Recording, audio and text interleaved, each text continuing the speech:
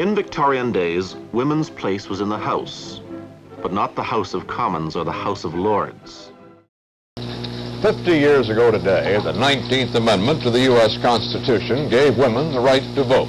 Liberation now! It turned out there really weren't a lot of would-be liberated women willing to stop their work for the day in New York. Early demonstrations tended to be small, and the onlookers were by no means always sympathetic. On this anniversary, a militant minority of women's liberationists was on the streets across the country to demand equal employment for women. Women. Women's Women. Women. Women. Women. Women's Women. Women. Women. Women.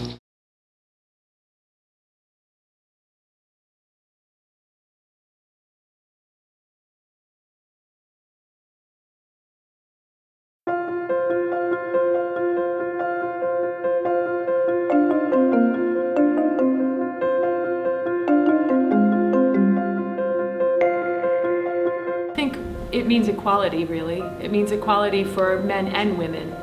And that's something that we are really interested in, that we're not just here to kind of talk about women's experiences, but also talk about what it means for men. At the heart of it is equality and aspiration and eventual attainment of gender equality. But it's also, I think, about kind of sort of creating kind of culture in a society where women are valued and recognised to an equal value with men.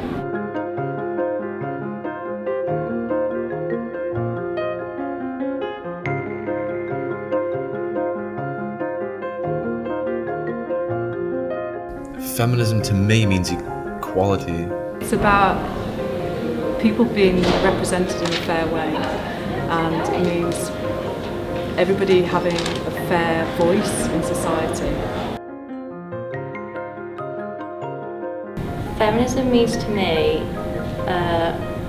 being strong and independent as a woman, and self-respecting and knowing who you are and what you believe in.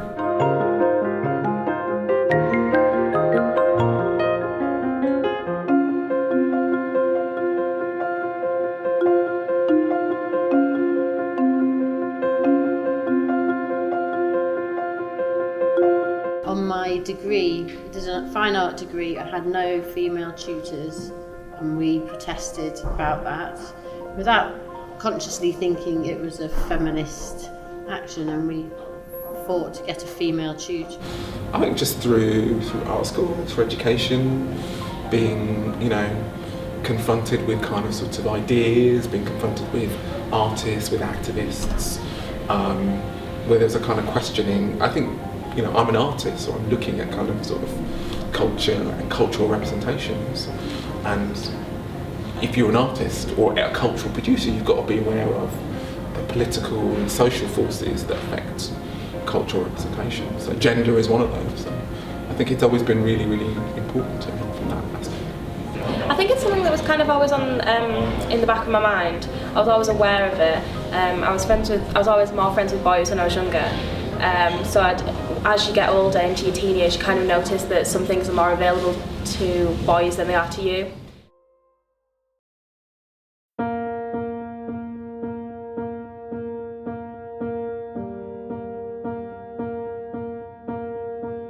I think because of what's happening in this country politically and what's happening socially, that there's been a much more kind of politicized generation that we're seeing coming through, as our students right now.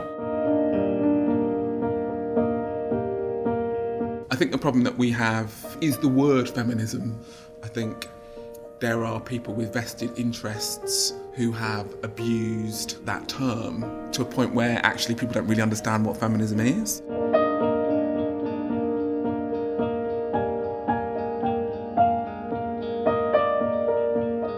It's definitely becoming more inclusive, which is a good thing. In the past, it's been very much a white woman's movement. As feminists, we need to try and step away from immediately.